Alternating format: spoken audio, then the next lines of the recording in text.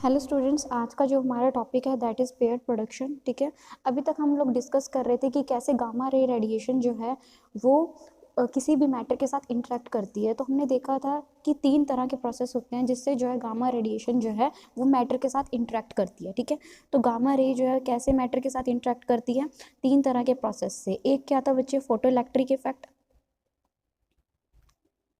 ठीक है, एक है हमारे पास बच्चे कॉम्पटन इफेक्ट,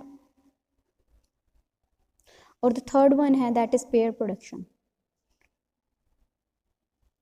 और ये सारी की सारी चीज़ें किसके ऊपर डिपेंड करती हैं बच्चे, जो गामा रे हम यूज़ कर रहे हैं, गामा रे फोटोन जो हम यूज़ कर रहे हैं उसकी एनर्जी कितनी है। ठीक है, इसकी एनर्जी कितनी है इसके ऊपर डिपेंड करता है कि कौन सा प्रोसेस होगा। ठीक है, तो 3 तरह के प्रोसेस हो सकते हैं। तो हमने फोटो इलेक्ट्रिक इफेक्ट डिस्कस कर लिया था बच्चे, कॉम्पटन इफेक्ट हम पहले डिस्कस कर चुके हैं। तो हम थर्ड जो है मेन जो डिस्कस करेंगे दैट इज़ पेयर प्रोडक्शन।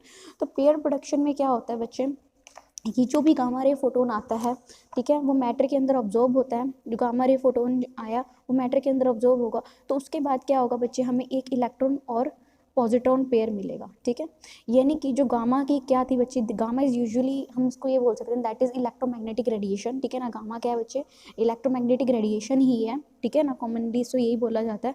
तो ये जो मैं ये कह सकते हो बच्चे रेडिएंट एनर्जी, ठीक है, रेडिएंट एनर्जी वो किस में कन्वर्ट हो गई बच्चे, वो मास एनर्जी में कन्वर्ट हो गई। तो क्या था बच्चे, रेडिएंट एनर्जी किस में कन्वर्ट हो गई बच्चे, मास एनर्जी में कन्वर्ट होगी। अगर आपको थोड़ा सा याद होगा तो स्पेशल थ्योरी ऑफ रिलेटिविटी भी यही कह सकती थी कि energy can be converted into mass and mass can be converted into energy. तो यहाँ से आप ये देख सकते हो कि यहाँ पे जो रेडिएंट एनर्जी है वो किस में कन्वर्ट हो रही है बच्चे, मास एनर्जी में कन्वर्ट हो रही है। क्योंकि जो इलेक्ट्रॉन है, पॉजिट्रॉन है, इनका क्या होगा बच्चे, अपना खुद का क्या होगा, मास होगा। इस करके जो है रेडिएंट एनर्जी यहाँ पे किस में कन्वर्ट हो रही है बच्चे, आपकी मास एनर्जी में कन्वर्ट हो रही है। तो हो गया क्या प्रोसेस कि हम मान के चलते हैं कि कोई भी गामा रे फोटोन आया, ठीक है, हम उसकी जो मैंने आपको बताया कि कौन सा प्रोसेस होगा वो डिपेंड करेगा कि आपका जो गामा रे फोटोन है वो कैसा है। ठीक है, उसकी इंसिडेंट एनर्जी कितनी है। अगर मान लो कोई गामा रे फोटोन है उसकी एनर्जी जो है 2m0c² से ज़्यादा है, यहाँ पे ये कह सकते हो कि 1.02 MeV से ज़्यादा है। ठीक है, जब गामा रे फोटोन की एनर्जी जो है इतने से ज़्यादा होगी तो वो क्या होगा, जैसे ही एब्जॉर्बर यानी कि जो भी ऑब्जॉर्बिंग मटेरियल इसके अंदर जब जाएगा, ठीक है, उसकी एनर्जी इतनी इससे ज़्यादा होगी तो वो जो न्यूक्लियस है उसकी फील्ड के अंदर जो है कम्प्लीटली ऑब्जॉर्ब हो जाएगा। न्यूक्लियर की फील्ड के अंदर जो ऑब्जॉर्ब हो जाएगा और वापस में हमें क्या देगा बच्चे, इलेक्ट्रॉन देगा एंड पॉजिट्रॉन पेयर देगा। ठीक है, तो यहाँ पे ये लिखा जाए सी फोटोन जो आया गामा रे फोटोन, उसकी एनर्जी अगर इससे ज़्यादा है तो हम यहाँ पे कोई भी ऑब्जॉर्बिंग मैटर ले रहे हैं, और यहाँ पे हम याद रखेंगे कि यहाँ पे जो हमें जेड चाहिए दैट इज़ हाई।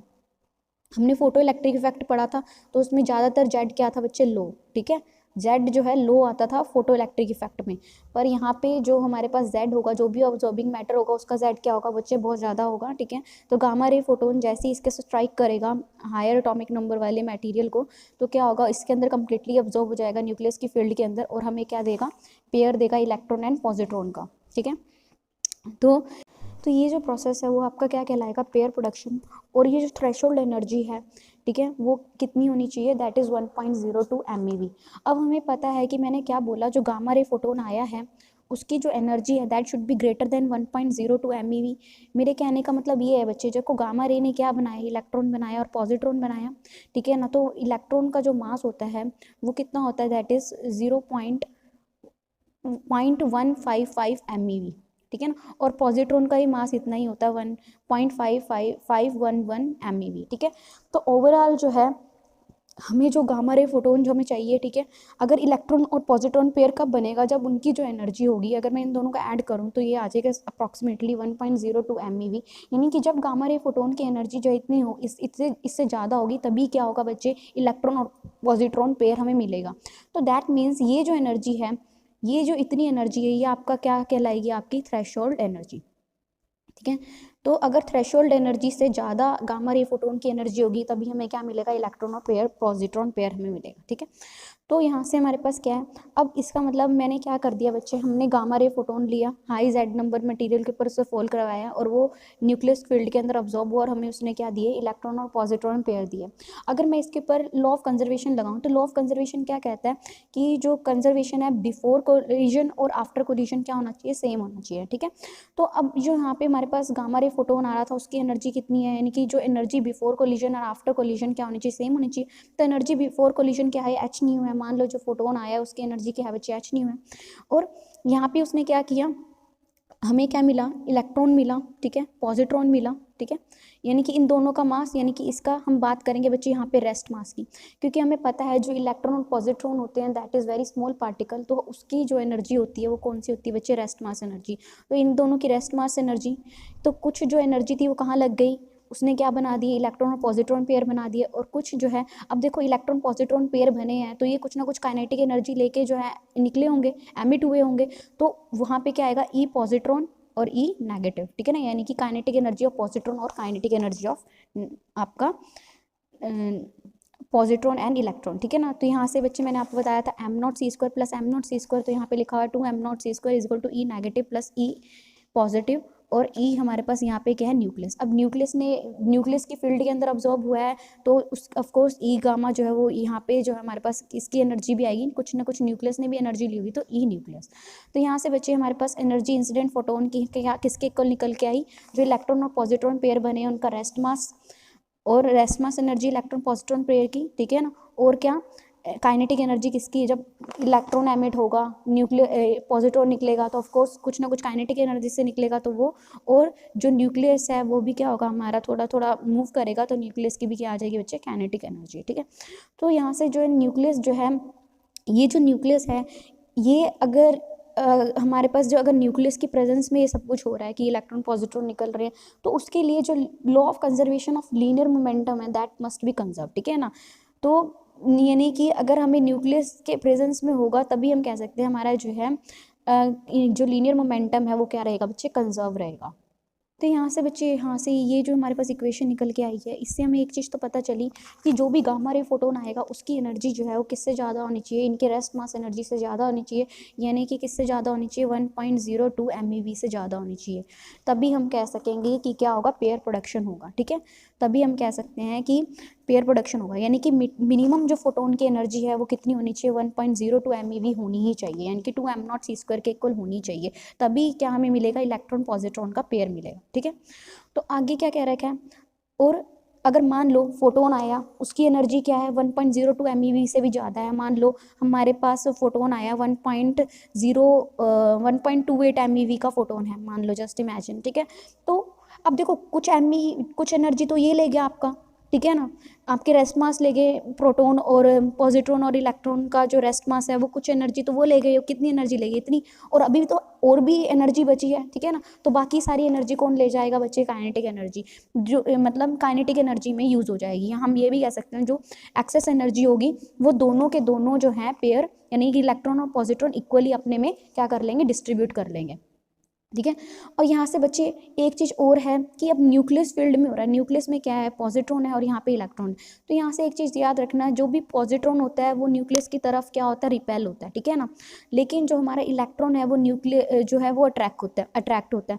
तो यहाँ से जो पॉजिट्रॉन है उसकी एनर्जी जो है ज़्यादा होगी as comparison to your electron, ठीक है ना। तो पॉजिट्रॉन को ज़्यादा एनर्जी वो यूज़ करेगा, ज़्यादा एनर्जी पॉजिट्रॉन को मिलेगी और इलेक्ट्रॉन से ज़्यादा, ठीक है, क्योंकि जो गामा रे फोटोन है, ठीक है, जब आएगा तो जो मैक्सिमम एनर्जी जो यूज़ करेगा वो हमारा पॉजिट्रॉन करेगा, क्योंकि it will be repelled by the nucleus field के अंदर हो रहा है ऑब्जर्प्शन पर, ये न्यूक्लियस से रिपेल हो रहा है, तो पॉजिट्रॉन जो है उसको ज़्यादा एनर्जी चाहिए, ठीक है, इलेक्ट्रॉन से। तो यहाँ से बच्चे एक चीज़ और है कि जो इलेक्ट्रॉन पॉजिट्रॉन जो पेयर हमें मिले हैं वो उसको एक्सप्लेन किसने किया था बच्चे, डायरेक्ट होल थ्योरी ने एक्सप्लेन किया था।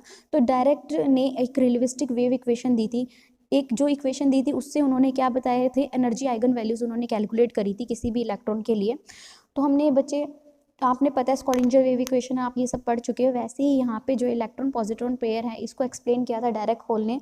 तो डायरेक्ट ने जो हमारे पास जो वेव इक्वेशन दी थी ना बच्चे, उस वेव इक्वेशन से उन्होंने क्या कैलकुलेट की थी, एनर्जी आइगन वैल्यूज़ कैलकुलेट की थी, और वो किसके लिए निकाली थी, किसी इलेक्ट्रॉन के लिए। तो वो निकल के आई थी E is equal to plus minus under root of P square C square plus M naught square C4, ठीक है।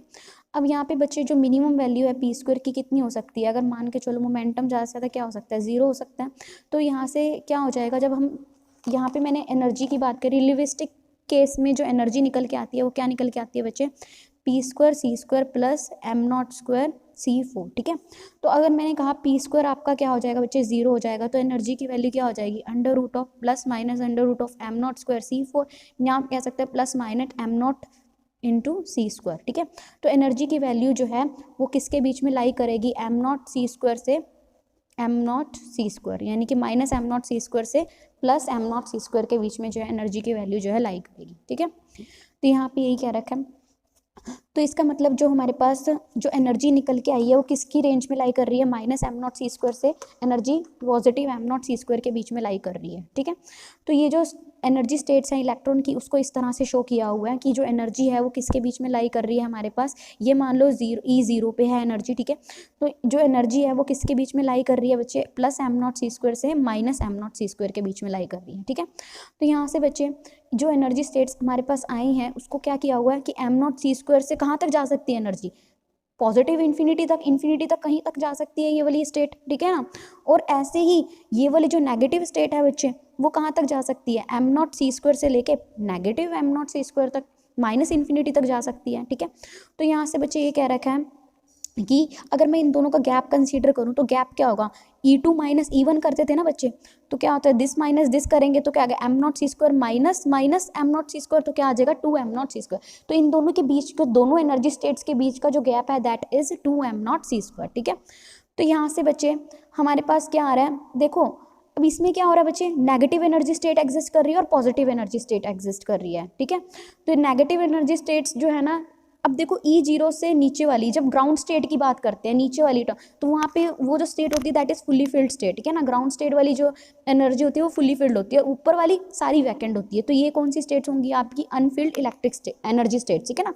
तो आपको पता है ना ग्राउंड स्टेट पे इलेक्ट्रॉन सबसे ज़्यादा होते हैं, ठीक है ना। तो ग्राउंड स्टेट जो हमारे पास क्या होती है, फुल्ली फिल्ड होती है, लेकिन जो ऊपर एक्साइटेड स्टेट होती है, दिस इज योर एक्साइटेड, तो वो कैसी होती है, अनफिल्ड होती है, ठीक है। तो ये क्या है, अनफिल्ड एनर्जी स्टेट है, ये क्या है, फिल्ड एनर्जी स्टेट्स हैं। तो दोनों में जो डिफरेंस है that is 2 m naught C square. तो E0 ये ग्राउंड स्टेट से नीचे वाली स्टेट, ठीक है ना। तो ये एम नॉट सी स्क्वायर कहाँ से लाई कर रहा है, माइनस इन्फिनिटी से, और ये कहाँ, प्लस इन्फिनिटी से। अब बच्चे क्लासिकल एनर्जी क्या कहती थी कि भाई जो नेगेटिव एनर्जी स्टेट है, तुम कैसे कह सकते हो कि एनर्जी कभी नेगेटिव, सुनी है क्या। तो वो कहती थी कि एनर्जी कभी भी नेगेटिव नहीं हो सकती, तो नेगेटिव एनर्जी स्टेट्स का कोई मीनिंग नहीं है, तो इसको हटा देना चाहिए। बट क्वांटम मैकेनिक्स ने इस चीज़ को एक्सप्लेन किया। जैसे इन्होंने बोला कि आप कह रहे हो कि नेगेटिव एनर्जी स्टेट्स, अब कोई आपने सुना है कि किसी पार्टिकल की नेगेटिव एनर्जी स्टेट है, तो कहती थी नेगेटिव एनर्जी स्टेट्स का तो कोई मतलब ही नहीं है, आप कहाँ से लेके आ रहे हो ये चीज़ें, ठीक है। तो उस चीज़ को एक्सप्लेन करने के लिए क्वांटम मैकेनिक्स आई और उन्होंने बहुत अच्छे से एक्सप्लेन किया, ठीक है। देखो बच्चे नेगेटिव एनर्जी स्टेट का मतलब यहाँ पे ये है कि जो हमारी फोर्स लग रही है और जो एक्सेलरेशन प्रोड्यूस हो रही है, दोनों की दोनों अपोजिट डायरेक्शन में रही है। तो एक्सेलरेशन मतलब अगर मान लो पार्टिकल यूं मूव कर रहा है, लेकिन फोर्स कहाँ लगा रहे हैं, अपोजिट लगा रहे हैं, ठीक है। जैसे मैंने इसके ऊपर मैं फोर्स तो इस डायरेक्शन में लगा रही हूँ, पर ये इधर मूव कर रहा है, ठीक है ना। एक्सेलरेशन, कोई बॉडी है, फोर्स यहाँ लगा रहे हैं पर वो मूव इस तरफ कर रही है, तो इसका क्या मतलब हुआ, ये इस तरह की स्टेट्स एग्जिस्ट नहीं करती, ठीक है ना। पर क्वांटम मैकेनिक्स ने इस चीज़ को एक्सप्लेन किया। उन्होंने बोला कि जो लोएस्ट एनर्जी स्टेट हो सकती है किसी भी पार्टिकल की रेस्ट पे, वो कितनी होती है, 2 एम नॉट सी स्क्वायर, ठीक है ना। अगर लोएस्ट एनर्जी स्टेट की अगर मैं बात करूँ, कोई भी इलेक्ट्रॉन है उसकी जो लोएस्ट एनर्जी स्टेट होगी, क्योंकि हमें पता है बच्चे एनर्जी क्या होती है बच्चे, एम नॉट सी स्क्वायर। आपने आइंस्टाइन रिलेशन पढ़ा था, एम सी स्क्वायर, ठीक है। पर यहाँ पे जो हमारे पास एम नॉट है दैट इज रेस्ट मास, क्योंकि हम रेस्ट मास ही यूज़ करेंगे, हम रिलेटिविस्टिक का केस लेके चल रहे हैं, तो क्या आएगा बच्चे, एम नॉट सी स्क्वायर। तो यहाँ पे यही कह रहा है कि जो लोएस्ट एनर्जी स्टेट इलेक्ट्रॉन की कितनी हो सकती है, एम नॉट सी स्क्वायर हो सकती है, ठीक है ना, ज़्यादा से ज़्यादा। पर एम नॉट स्टेट यहाँ पे मान लो इस इलेक्ट्रॉन की जो लोएस्ट एनर्जी स्टेट है वो एम नॉट सी स्क्वायर है, ठीक है ना। और इसके बाद क्या होगा कि एक कंटिन्यूस स्टेट आ जाएगी, जैसे एक दूसरे के साथ बिल्कुल क्लोजली स्पेस्ड लाइंस होती है, जिसको हम कहते हैं क्लोजली स्पेस्ड, आप ये कह सकते हो एनर्जी, ठीक है ना। तो एक practical continuum of states corresponding two electrons with various kinetic energy. तो यहाँ पे क्या कह रखा है कि लोएस्ट एनर्जी स्टेट आपकी एम नॉट सी स्क्वायर होगी, उसके बाद जो है बहुत सारी जो काइनेटिक एनर्जीज होंगी, तो उसके लिए आगे आगे जो है फर्दर क्या होंगी, बहुत क्लोजली स्पेस्ड जो है एनर्जीज होंगी, ठीक है ना, डिफरेंट काइनेटिक एनर्जी के लिए। तो आप क्या कह रहे हो, अगर मुझे क्या करना है कि जो पॉजिटिव एनर्जी स्टेट्स हैं, जो अगर मुझे ये जो डिफिकल्टी आ रही है कि दैट द जो ऑर्डिनरी इलेक्ट्रॉन्स हैं अब यहाँ पे क्या हो रहा है बच्चे कि यहाँ पे क्या हो रहा है, जो पॉजिटिव एनर्जी स्टेट्स वाले इलेक्ट्रॉन है ना वो क्या करते हैं, नेगेटिव एनर्जी स्टेट में जंप करेंगे, ठीक है ना, और तब तक जंप करेंगे जब तक क्या हो जाए, वो कंप्लीटली फिल्ड ना हो जाए। तो यहाँ से अच्छा कंसेप्ट ये निकल के आया कि बच्चे यहाँ पे इलेक्ट्रॉन है, इसकी जो लोएस्ट एनर्जी कितनी हो सकती है, m0c² हो सकती है। तो डायरेक्ट ने क्या बोला कि भाई जी जो इलेक्ट्रॉन्स है ना ये ना हायर से ना लोअर के अंदर वो होते जाएंगे, जंप करते जाएंगे इलेक्ट्रॉन्स, तब तक जंप करेंगे जब तक ये क्या हो जाए बच्चे, कंप्लीटली फिल्ड हो जाए। तो कंप्लीटली फिल्ड हो जाएगी तो बच्चे आपको पता है कि जब हमारी नेगेटिव एनर्जी स्टेट ही कंप्लीटली फिल्ड है, ठीक है ना, तो कोई इम्पैक्ट ही नहीं होगा उसका किसी चीज़ के ऊपर, ठीक है ना। तो हम क्या कर देंगे, इलेक्ट्रॉन जो है वो हायर अनफिल्ड से कहाँ जाएंगे, फील्ड स्टेट में जंप करेंगे तब तक जब तक वो क्या हो जाए, कंप्लीटली फिल्ड ना हो जाए, ठीक है ना। तो डायरेक्ट ने ये बोला कि अगर मान लो कोई इलेक्ट्रिक फील्ड नहीं है, ठीक है, तो डायरेक्ट ने ना कुछ अजम्पशंस लेके इसे एक्सप्लेन किया। उसने कहा कि जो हमारी नेगेटिव एनर्जी स्टेट है ना वो सारी की सारी कंप्लीटली फिल्ड है, ठीक है ना। तो यहाँ पे कह रहा है कि डायरेक्ट ने कहा कि अगर कोई इलेक्ट्रिक फील्ड नहीं लग रही, कुछ नहीं लग रहा, तो हमारी जितनी भी नेगेटिव स्टेट्स है ना वो सारी फील्ड है इलेक्ट्रॉन से, ठीक है ना, और कोई भी ट्रांजिशन नहीं होगी टू दिस ऑक्यूपाइड स्टेट, ठीक है ना। अभी ऐसा कभी नहीं होगा कि इलेक्ट्रॉन जो है वो हायर से कहाँ आ रहा है बच्चे, लोअर स्टेट में आ रहा है, ऐसा नहीं होगा, ठीक है, उसने ये बोला, ठीक है। और उसने ये बोला कि ये जो sea of electrons in the negative region is suppose to be give no contribution to the total energy and momentum of the system. तो यहाँ पे उन्होंने ये चीज़ बोली कि इसका मतलब ये होगा कि ये जो इलेक्ट्रॉन्स है ना नेगेटिव रीजन के अंदर, ठीक है ना, उनका कोई भी कंट्रीब्यूशन नहीं होगा टोटल एनर्जी में और मोमेंटम में। बच्चे आपको हमेशा याद रखना है कि अगर कोई फुल्ली फील्ड स्टेट होती है ना, इलेक्ट्रॉन से पूरी फील्ड है, तो उनका कोई कंट्रीब्यूशन नहीं होता, कोई कंट्रीब्यूशन नहीं होता एनर्जी में या किसी तरह की मोमेंटम में, क्योंकि जो इलेक्ट्रॉन मतलब जो अनफिल्ड स्टेट्स होती है ना वही कंट्रीब्यूट करती है एनर्जीज में या मोमेंटम में, ठीक है। तो यहाँ पे ये कह रहा है कि जब नेगेटिव रीजन ही हमने फिल्ड कर दिया तो उसका कोई कंट्रीब्यूशन नहीं होगा टोटल एनर्जी और मोमेंटम में।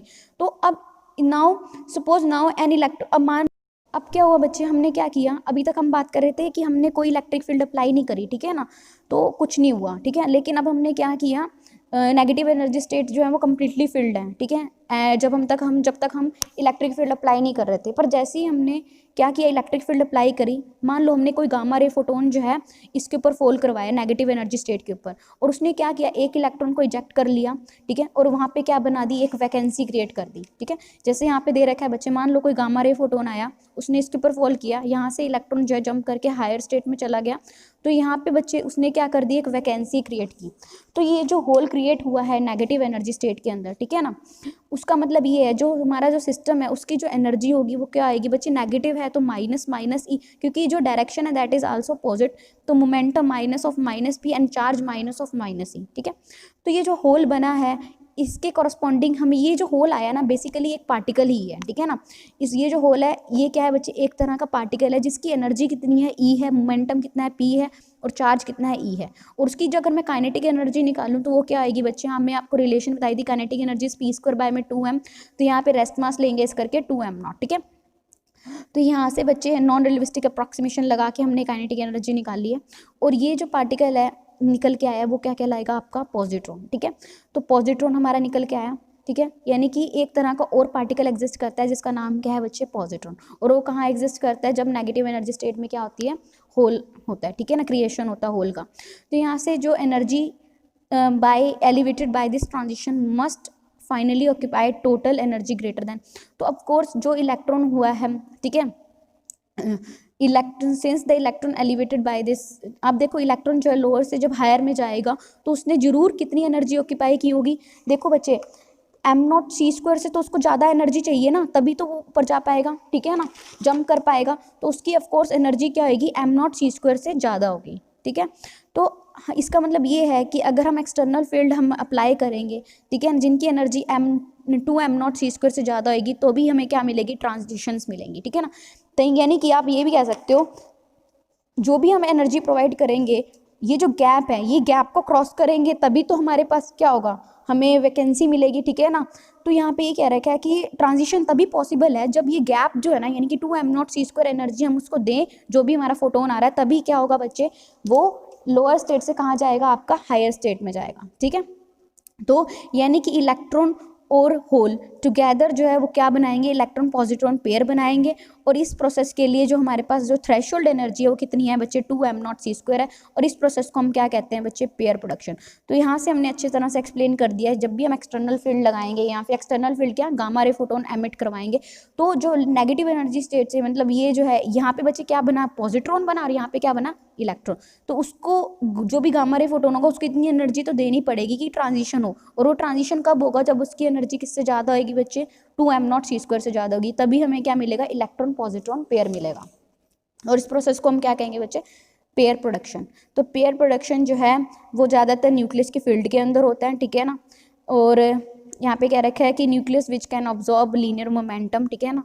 यहाँ पे एक चीज़ हो रहा है, ये जो पॉजिट्रॉन हमें मिला था, यानी कि जो नेगेटिव एनर्जी स्टेट में जो होल क्रिएट हुआ है, जिसकी एनर्जी E है, मोमेंटम P है, और चार्ज क्या है, E है, ठीक है। तो मेरे हिसाब से बच्चे यहाँ पे जो है, हाँ, तो ये जो पॉजिट्रॉन है बच्चे, इसका नाम क्या दिया हुआ था, इसने, ये जो पॉजिट्रॉन है वो एंडरसन ने 1932 में डिस्कवर किया था। और बहुत सारी न्यूक्लियर प्रोसेस में हम जो है ये पार्टिकल को देखते हैं, पॉजिट्रॉन को, ठीक है ना। तो अब इसकी एग्जिस्टेंस अच्छी तरह से इस्टेब्लिश हो चुकी है। अब यहाँ पे बच्चे, जैसे हमने पेयर प्रोडक्शन में हम क्या कर रहे थे कि इलेक्ट्रॉन गामा रे फोटोन आएगा, ठीक है ना, न्यूक्लियर फील्ड में ऑब्जॉर्व होगा और हमें क्या देगा, इलेक्ट्रॉन और पॉजिट्रॉन देगा। तो उस प्रोसेस को हम पेयर प्रोडक्शन कहते थे। पर अब इसका रिवर्स की इलेक्ट्रॉन पॉजिट्रॉन कंबाइन करके हमें क्या दें, गामा रे फोटोन दें, उसको हम क्या कहते हैं बच्चे, एनिहिलेशन, ठीक है। तो यहाँ से हम ये कह सकते हैं कि इलेक्ट्रॉन पॉजिट्रॉन वो डिसअपेयर हो जाए और जो एनर्जी वो हमें मिले वो क्या हो, एज अ रेडिएशन मिले, ठीक है ना। जो एनर्जी एमिट हो वो कितनी होनी चाहिए बच्चे, 2m0c², of course energy emit होगी, ठीक है। और वो किसकी फॉर्म में होगी, in the form of radiation. तो यहाँ से बच्चे इलेक्ट्रॉन पॉजिट्रॉन एनिहिलेशन हम पढ़ लेते हैं थोड़ा सा। देखो पॉजिट्रॉन है वो बेसिकली शॉर्ट लिव्ड होता है, बहुत ही कम टाइम तक ही रह पाता है, ठीक है ना। तो पॉजिट्रॉन जो है ना अपनी सारी की सारी काइनेटिक एनर्जी जो है ना वो लूज कर देता है, ठीक है ना, इन पासिंग नियर चार्ज पार्टिकल, ठीक है ना। जैसे ही पॉजिट्रॉन किसी भी चार्ज पार्टिकल यानी कि इलेक्ट्रॉन वगैरह के साथ अगर मूव करता है, ठीक है ना, तो वो ना अपनी सारी की सारी काइनेटिक एनर्जी लूज कर देता है। तो यहाँ पे क्या रखा है कि जैसे ही पॉजिट्रॉन जो है ना वो क्या करता है, किसी चार्ज पार्टिकल से पास से निकलता है तो वो इजीली जो है इलेक्ट्रॉन की तरफ अट्रैक्ट हो जाता है, ठीक है ना। और ये दोनों इलेक्ट्रॉन और पॉजिट्रॉन है दोनों क्या करते हैं, फिर जॉइन हो जाते हैं, एनिहिलेट करते हैं और हमें क्या दे देते हैं, इलेक्ट्रोमैग्नेटिक रेडिएशन दे देते हैं, ठीक है ना। और हमें क्या मिलता है, पेयर ऑफ फोटोन्स हमें मिलते हैं। जैसे हमें यहाँ पे क्या मिल रहे थे, पेयर मिला था इलेक्ट्रॉन पॉजिट्रॉन का पेयर, अब यहाँ पे क्या मिलेगा, पेयर ऑफ फोटोन, ठीक है। तो law of conservation of energy क्या कहती है कि इलेक्ट्रॉन की जो एनर्जी है, इलेक्ट्रॉन का रेस्ट मास और किसका आपका पॉजिट्रॉन का रेस्ट मास, और जो काइनेटिक एनर्जी है दोनों की, ठीक है ना, दोनों की वो किसके इक्वल होंगी, जो हमारे पास दो हमें फोटोन मिल रहे हैं उनकी एनर्जी के इक्वल। तो h(nu1 + h(nu2)। तो m0 के rest mass of electron and positron, ठीक है ना। तो k क्या है, काइनेटिक एनर्जी है, ठीक है। तो यहाँ से बच्चे हमारे पास nu1 और nu2 जो है वो क्या फ्रीक्वेंसी है दोनों फोटोन की जो निकले हैं। तो यहाँ से 2m0c² क्या है बच्चे, रेस्ट मास एनर्जी है किसकी, दोनों जो आपके क्या है, इलेक्ट्रॉन एंड पॉजिट्रॉन का पेयर है।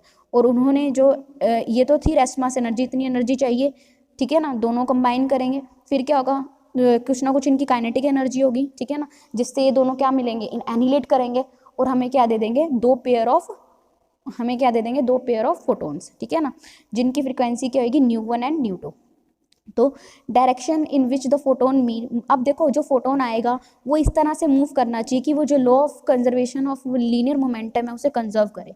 यानी कि अब देखो बच्चे, मान लो जो इलेक्ट्रॉन, जो पॉजिट्रॉन है, यहाँ से अगर मैं दिखाऊं बच्चे, जो हमारे पास इलेक्ट्रॉन आएगा, ठीक है, और जो हमारे पास क्या है, पॉजिट्रॉन है, वो इस तरह से क्या करने चाहिए, मिलने चाहिए कि हमें क्या मिल जाए, दो फोटोन हमें मिल जाए, h(nu1 एंड h(nu2)। इस तरह से वो एनिहिलेट करे, जॉइन करे और हमें क्या दे दे, दो फोटोन दे दे, ठीक है ना। और इसके लिए भी क्या है, law of conservation of linear momentum applicable होना चाहिए, ठीक है। अब देखो मान लो जो हमारे पास रेस्ट, पहले क्या होंगे, दोनों अलग अलग थे, तो इसका जो मोमेंटम होगा इलेक्ट्रॉन का, that is m0 v positive, मान लो इसकी वेलोसिटी है ऐसी, m0 v नेगेटिव जो हमारी इलेक्ट्रॉन की वेलोसिटी है, ठीक है, वो किसके इक्वल होगी, अब जो फोटोन मिला है, ठीक है, उसके इक्वल होगी। अब आपके क्या क्या momentum of photon plus momentum of second photon. तो आपको पता है एक रिलेशन मैंने बताया था, P = h कट के, P इज h कट के। तो यहाँ पे लगा सकते हैं कि h/2π × k1 that is propagation constant, ठीक है ना, h/2π दैट इज k2। तो यही लिखा हुआ है बच्चे। तो यहाँ पे v1 v2 जो है वेलोसिटीज़ हैं इलेक्ट्रॉन की और पॉजिट्रॉन की, डायरेक्शन बता रही है वेलोसिटी, वेक्टर वेलोसिटी, ठीक है ना। और यहाँ पे k1 k2 क्या है, प्रोपागेशन कांस्टेंट है। तो यहाँ से बच्चे क्या कह रखा है कि कोई भी न्यूक्लियस जो है ना और any other particle is needed for annihilation to take place since the energy involve appear as 2 gamma ray whose directions are such that to। अब ये क्या कह रहा है, अगर मान लो कोई भी पार्टिकल है, ठीक है ना, वो अगर एनिलेट करता है, ठीक है, और एनर्जी एमिट करता है in the form of 2 gamma रे फोटोन, तो वो उसकी डायरेक्शन, उनकी जो डायरेक्शन है दोनों की गामा रे फोटोन की, या इस तरह से वो कंबाइन करें कि जो लीनियर मोमेंटम है और एनर्जी क्या रहे, हमेशा कंजर्व रहे, ठीक है। तो ये था हमारे पास इलेक्ट्रॉन पॉजिट्रॉन एनिलेशन। अब जो नेक्स्ट पढ़ेंगे वो हम पढ़ेंगे अब्जॉर्प्शन ऑफ गामा रे।